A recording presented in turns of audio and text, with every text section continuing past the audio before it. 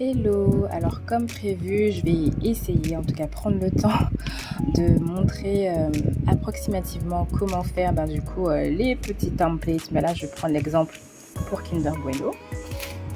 Donc du coup, à l'intérieur, généralement, je laisse Kinder Bueno en entier à l'intérieur de l'emballage une fois que j'ai fini mon design et que j'arrête. Alors moi, pour créer mon design, comme je l'ai dit, généralement je vais sur Canva parce que voilà, Canva c'est le plus simple.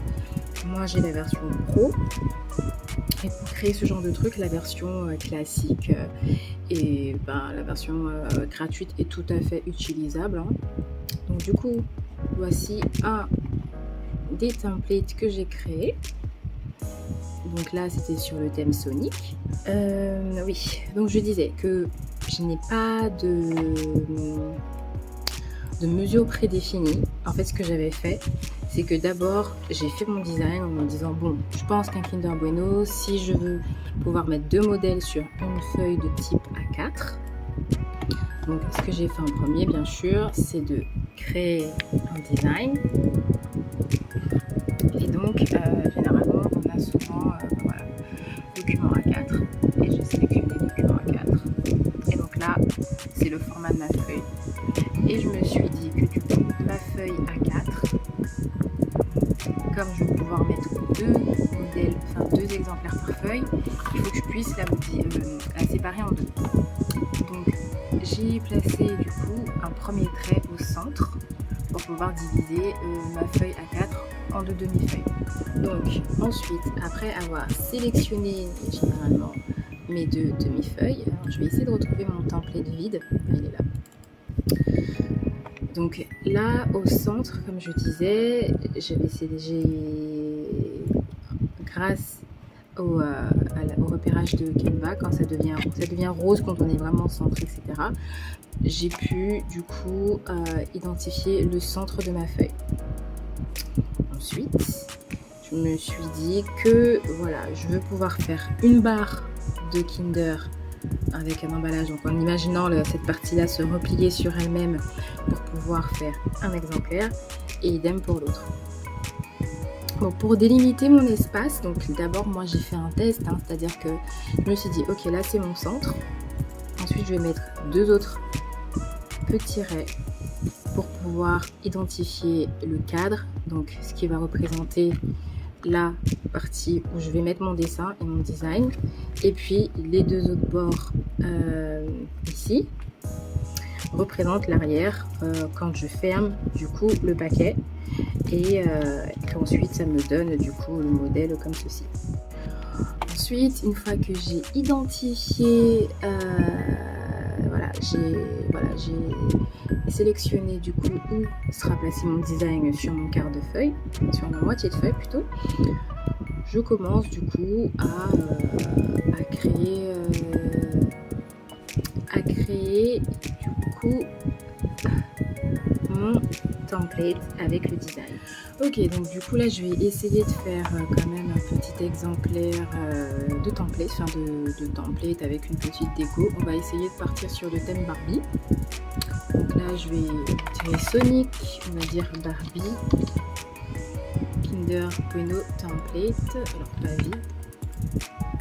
Donc ce qui est cool avec Canva, c'est que on a du coup la partie éléments. Ici, et donc dans éléments, on peut sélectionner en tapant par exemple dans la barre de recherche le thème qu'on veut. On a des éléments qui sont proposés. Donc je vais piocher 2-3 trous dans des éléments ici pour pouvoir créer mon design.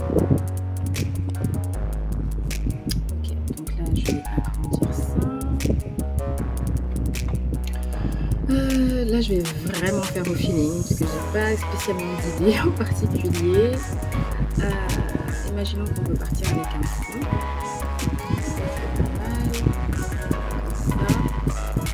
Et donc ce qui est cool, le fait d'avoir mis les traits pour délimiter, je sais exactement où je dois pas dépasser pour faire mon dessin à l'intérieur de mon page. Là, alors pour Barbie, ces 2 là.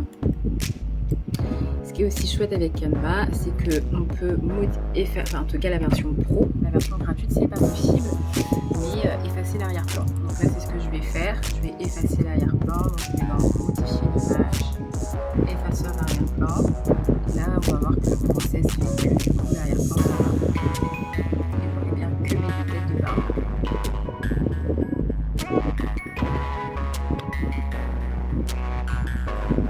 Donc voilà, ça m'a effacé mon arrière-plan, j'applique et là je vais réduire mes deux petites barbilles. Je vais un peu baisser le centre pour voir si je suis bien centrée. Je vais diminuer ça. En fait, je pense que je vais mettre le prénom au milieu.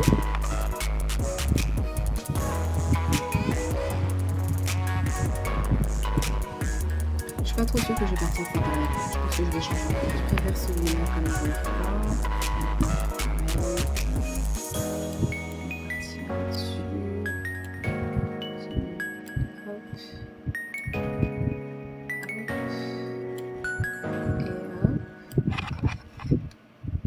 Voilà, ensuite là on va mettre ça en arrière et donc là je retrouve mes deux barbilles. Ok, du coup qu'est-ce que je vais faire? Je vais trouver des éléments pour décorer autour des lunettes, voilà. Qu'est-ce que je vais pouvoir mettre comme accessoire? Je vais voir si je mets du néon autour. Non, c'est...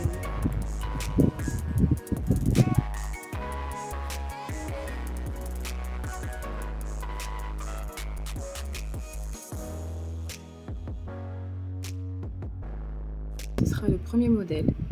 Pour le deuxième, je vais diminuer un petit peu ça. On va mettre un peu comme ça.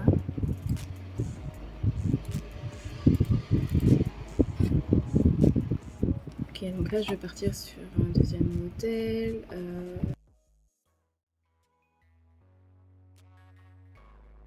Bon, je vais pas trop m'attarder sur le design parce que voilà, là c'est juste pour montrer, mais en gros, une fois que je suis ok avec le design que j'ai décidé, là maintenant je vais chercher, bon, techniquement, il suffit juste les logos pour Kinder Bueno. Donc soit pour ça c'est très simple, hein, il suffit juste d'aller dans Google et de taper Kinder Bueno logo. Et donc là le but c'est d'aller dans Images. Et là on a tous les logos Kinder Bueno qui existent. Donc bien sûr il faut supprimer l'arrière-plan. Donc comme je vous montrais dans une base tout à l'heure, s'il y a la possibilité de le faire. Donc là il faut choisir la manière dont une barre de chocolat est mise. Donc là il faut choisir la manière dont une barre de chocolat plaît, qu'est-ce qu'on a envie d'ajouter, qu'est-ce qu'on veut mettre. Donc moi comme c'est des effets, je vais pas en télécharger un nouveau. Mais voilà, moi j'avais pris cette barre de chocolat là. Donc là je vais déverrouiller, donc je vais faire un copier-coller que je vais coller sur mon template Barbie ici. Donc là je vais déjà commencer à réfléchir à comment je mets mes chocolats. Est-ce que je mets au-dessus? Je pense pas que je vais mettre au-dessus. Maintenant on va chercher le mot Kinder Bueno.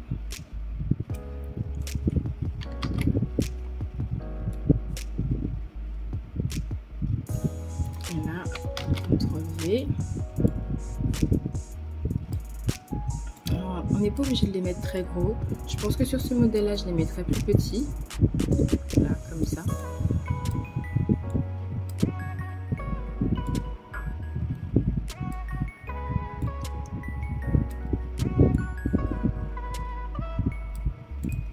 Ça, je vais... Voyez, mon Barbie Day, je vais le mettre là. Et donc du coup ce que j'ai fait, donc pour vraiment généralement, quand on est dans un thème, j'essaie de reprendre la même police. Donc ça, c'est bien sûr pour usage personnel. En vente, il faut pouvoir acheter la police avec la licence. Mais si c'est pour un usage personnel, on peut télécharger. Donc là, j'avais téléchargé la police Sonic pour que ce soit en accord avec le thème. Du coup, là, on va télécharger... j'ai téléchargé la police Barbie que je vais du coup installer dans Canva. Donc pour ça, installer sa police dans Canva, il faut bien sûr revenir à l'accueil. Ensuite, il faut aller dans Marque. Et donc tout en bas ici, on a police de marque.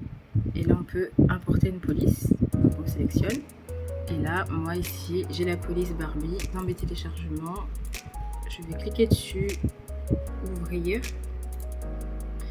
Et donc là, ça me demande si je veux confirmer l'importation. Je dis oui. Et là, ça va me télécharger ma police. Ensuite, quand on revient dans quand on revient dans son modèle, il faut actualiser la page. La page va s'actualiser, donc ça va forcément me renvoyer au début pour que la police soit bien visible en fait. Parce que si on ne télécharge pas, on aura beau la chercher, on la trouvera pas. Donc là, on va rester sur ce modèle-là. Et maintenant, je vais aller dans texte. Je vais sélectionner n'importe quel texte. Ensuite, je vais mettre le prénom que je veux. Donc là, on reste sur Mia. Et là, on va changer la police. Et je vais chercher ma police Barbie. Bon, généralement, c'est par ordre alphabétique. Hein.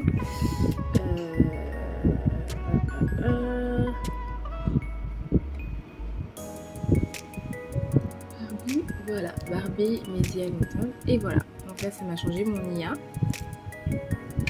On va mettre un N majuscule. Ensuite, souvent, moi, pour le prénom, je joue sur les effets. Ici.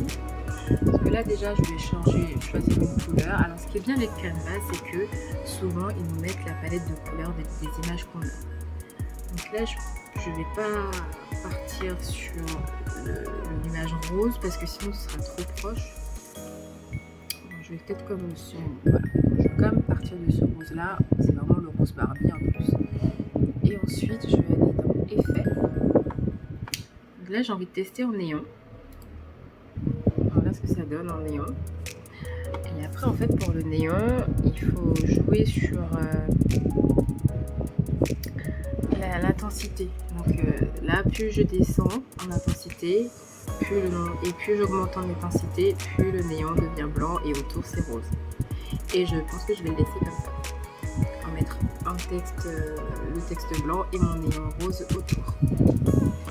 Et donc du coup, ça c'est pour le prénom. Et les plages, je vais juste double-cliquer sur l'icône dupliquer là, le mettre à côté. Et au lieu d'écrire Mia, je vais juste écrire 10 ans. Là, je sais pas pourquoi ça fait ça. La dernière fois, ça n'avait pas fait ça. Hein. Alors, attendez. Voilà. 10 ans. Hop.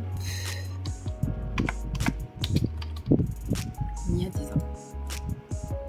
Donc là, j'hésite à mettre comme ça. Et je me dis, on peut grouper les deux.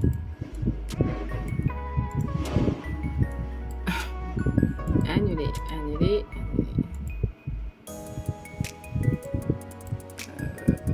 Là, ça m'embête parce que j'arrive pas à déplacer vu que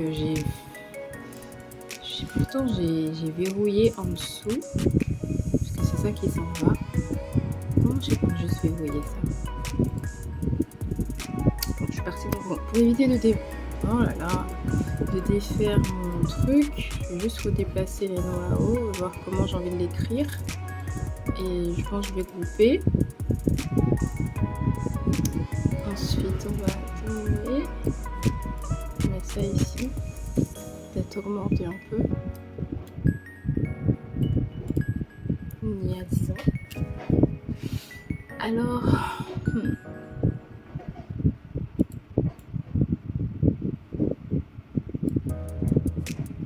Là, ça peut être vraiment vu de plein de façons différentes. Hein. Je vais juste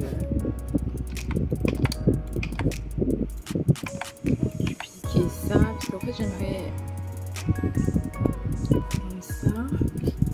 CTRL-C, CTRL-V. On va bien mettre ça à l'intérieur du cadre.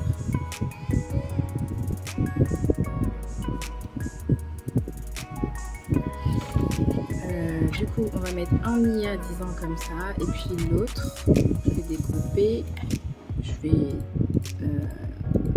agrandir ça, et là je vais écrire joyeux anniversaire Mia.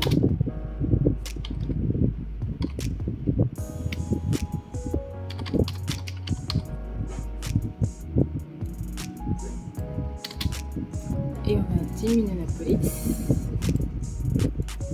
Peut-être diminuer le 10 ans un peu aussi. Hop, on va mettre là. Et mettre joyeux anniversaire Mia ici.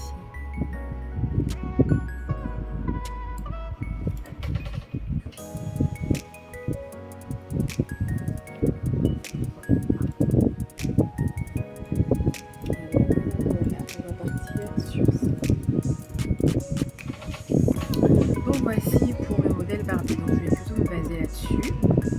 Une fois que je suis OK avec mon modèle, mon template, généralement, il faut le télécharger. Donc en image ou en PDF, comme vous voulez. Donc partager, télécharger. Moi souvent je télécharge voilà, je vais le faire en PDF standard. Et je veux la page 10. Ah oui, j'ai juste oublié de préciser un petit truc avant de télécharger en fait. Ce qui est possible de faire. Donc je vous ai dit que j'avais mis des traits. Donc là j'ai verrouillé, mais en bas c'est pas verrouillé. J'avais mis des traits, voilà, pour bien montrer le cadre, pour bien placer mon design à l'intérieur de mon espace délimité pour la couverture de mon Kinder. Alors soit vous pouvez du coup, alors moi je l'ai verrouillé. Ça m'évite que quand je bouge mon design qu'il ne bouge comme ça, quand c'est verrouillé, il ne bouge pas du tout.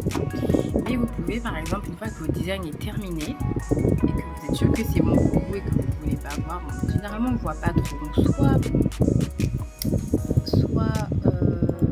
vous pouvez recouvrir un petit peu plus, comme ça. Ça vous êtes sûr qu'on ne voit pas votre design. Qu'on voit pas votre design, qu'on voit pas le trait. Mais moi pour ma part normalement c'est pas gênant, mais alors soit vous pouvez faire ça, ou soit comme c'est pas collé, vous recliquez sur votre trait, vous déverrouillez si vous l'avez verrouillé, et vous pouvez jouer sur la transparence. Donc le mettre peut-être, vous voyez là il est très visible, et plus je descends dans la transparence, plus il devient invisible, alors il devient normal, et là je vais peut-être jouer sur la transparence et le diminuer un peu plus. Et donc une fois que mes documents sont téléchargés, donc soit j'ai la version PDF ou la version PNG. Moi je vais rester sur la PNG parce que ça me permet de savoir ce que j'imprime sans devoir double-cliquer pour ouvrir le PDF. On va imprimer. Donc comme j'ai dit, normalement c'est un format A4. Là je suis en paysage, mais il faut que je passe en portrait. Vous pouvez laisser les bordures ou pas, mais dans tous les cas il faut qu'on couvre. Parce que quand on finit de créer d'emballer le Kinder, on coupe les bouts. Enfin, il y a des bouts qu'on coupe parce que dans tous les cas la feuille est trop longue. Donc là moi je vais laisser comme ceci et je vais envoyer à l'impression. Donc voilà, mon template est imprimé. Donc là je l'ai fait sur du papier normal, hein, parce que c'est juste pour montrer un exemple, ça m'évite de gaspiller du papier photo. Mais sinon, effectivement, je le fais sur du papier photo brillant. Vous voyez, comme ici, comme celle-ci. On voit bien que le papier est brillant. Mais là, c'est pour montrer comment faire. Donc là, c'est sur du papier normal. Ok, donc une fois que mon modèle est imprimé, du coup, moi, j'en ai fait deux. Souvent, généralement, je mets le même des deux côtés, hein. Là, j'ai juste fait un petit test pour voir. Mais après, vous faites comme vous voulez. Si vous voulez juste mettre le prénom et l'âge et mettre joyeux anniversaire, le prénom et puis l'âge. Donc maintenant il faut juste, on passe à la découpe du fichier en deux, du papier en deux, grâce au trait qu'on avait du coup prévu initialement. Donc pareil, là je l'ai pas spécialement fait, mais souvent je mets le document en transparent pour enfin le document, oh là là, j'ai du mal, je suis fatiguée. Je mets la ligne plus transparente pour qu'elle soit pas apparente, mais je me dis que là c'est pour enfermer dans un Kinder, donc c'est pas très nécessaire. Et donc une fois que mon emballage est coupé, j'attrape mon Kinder, alors que j'étends bien pour que ça puisse bien rentrer dans mon emballage. Souvent, ce que je fais aussi, c'est que je coupe un peu les bouts, parce que parfois c'est trop long.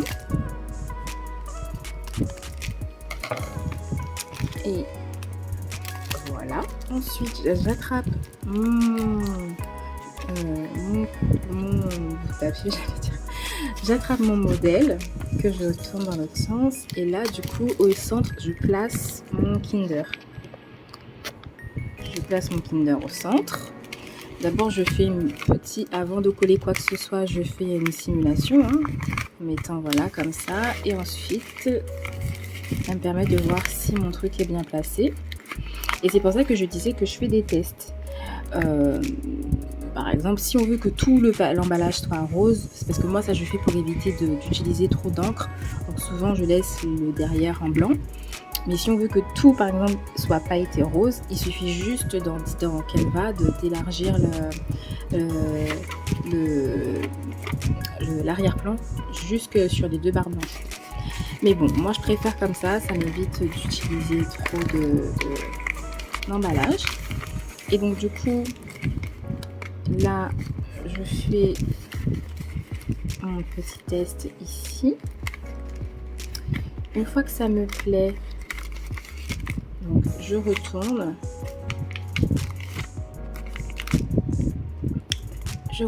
Donc je reviens. Et ici, je mets un bout de scotch. Bon, c'est pas nécessaire, je le fais. Mais souvent, je mets un bout de scotch sur le Kinder pour qu'il tienne. Et ensuite, je mets de la colle tout autour pour pouvoir fermer mon emballage. Alors, petit bout de scotch, je coupe. Et souvent, je mets au centre. Bon, là, je l'ai coupé vraiment petit. Normalement, je coupe un peu plus grand. Ensuite, pour la colle. Donc, comme là, c'est du papier, une colle, un bâton de colle, ça va suffire. Par contre, quand c'est du papier photo, il faut vraiment une colle qui colle bien parce que sinon, bon là ça se voit pas trop, mais bah voilà, là la colle ne tient pas très bien et du coup l'emballage finit par s'ouvrir. Mais du coup moi j'utilise bon là je les ai pas sur moi parce que en fait je ne suis pas dans mon propre bureau, du coup il me manque un peu de matériel pour pouvoir montrer complètement cette vidéo, mais vous verrez dans d'autres vidéos que j'ai faites, vous me verrez avec le roller de colle comme ça là, qui ressemble au Tipex, pour effacer avec du blanc. Donc moi, je mets normalement de la colle ici. Alors faites attention pour la colle. Donc ça va être le petit truc qui va falloir que je dise. Il faut pas mettre la colle au bout ici. La colle en fait, ici tout autour, si vous voulez, vous pouvez mettre comme ça. Par contre, au moment de fermer, il faut que la colle, comme on va fermer, ça va s'appuyer ici. Il faut que le trait de colle soit mis pas au bout de la feuille, mais un peu avant la fin, quoi, ou un petit peu à la fin du paquet de Kinder, pour que quand on ferme, la claque et qu'on appuie, ben, ça se colle bien. Donc là, on va mettre un peu de colle tout autour. Donc c'est parti pour la colle. On va mettre un peu de colle là. Un peu de colle là. Je mets de la colle ici. Et comme je disais, la colle pour les côtés, pas tout au bout, mais un peu plus au centre, juste au niveau où on compte fermer l'emballage. Et idem de l'autre côté. Voilà. Ensuite, une fois que la colle est mise là où vous le souhaitez, donc normalement là j'en ai mis là, mais normalement j'en mets même pas à ce niveau là.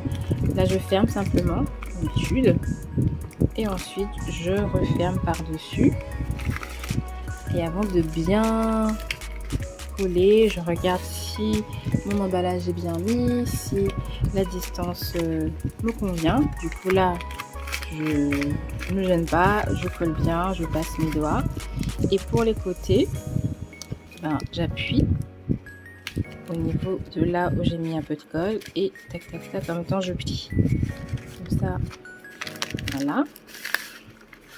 Je suis désolée, j'ai montré ça sur vraiment une bout de feuille de papier qui tient pas spécialement la route, mais c'est vraiment pour montrer l'idée. Après, bien sûr, quand vous le faites, il faudra bien sûr prendre plus de temps, de précautions. Donc là, j'ai vraiment pas mis beaucoup de colle, que ça tient. Je vais du coup rajouter un peu de colle hors caméra pour pouvoir faire en sorte que ça tienne. Là, je viens de rajouter un peu de colle partout. Donc du coup, j'appuie bien pour que ça se ferme bien convenablement.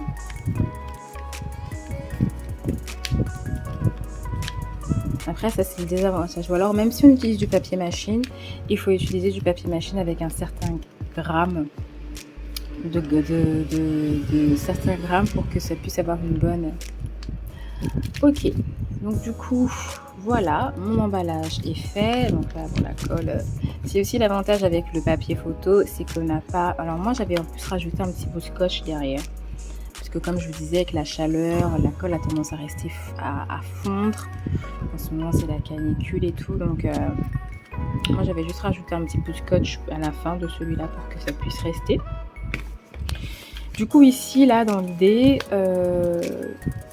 voilà, l'emballage est terminé. Je suis désolée, je l'ai montré pour... Il me faut, normalement, il y a 2 éléments que je n'ai pas terminés, mais je ferai une autre petite partie de vidéo juste pour montrer la finalisation pour les détails. Donc parce que là, sur celui-là, je ne l'ai pas fait non plus, mais ça, c'est pas une obligation. Mais pour avoir le côté plus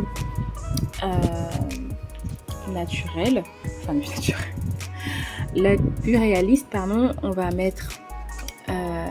utiliser le... Oh là là, comment ça s'appelle? La machine à plier là. Oui, donc je disais que ici malheureusement je n'ai pas tout le matériel adéquat et nécessaire. Donc il me manque la machine à sceller pour pouvoir faire les plis et aussi mes ciseaux biseautés là pour pouvoir faire le côté zigzag. Mais bon là juste pour montrer. Une fois que ça c'est fait, normalement j'utilise la machine à sceller que je laisse chauffer et ensuite je serre un peu de chaque côté. Et une fois que c'est fait, généralement je coupe pour donner à mon Kinder une taille un peu plus réaliste. Et là, on se retrouve du coup avec un emballage de Kinder personnalisé. Donc là, comme je disais, c'est avec du papier machine, donc c'est un petit peu moins de truc, mais ça passe aussi.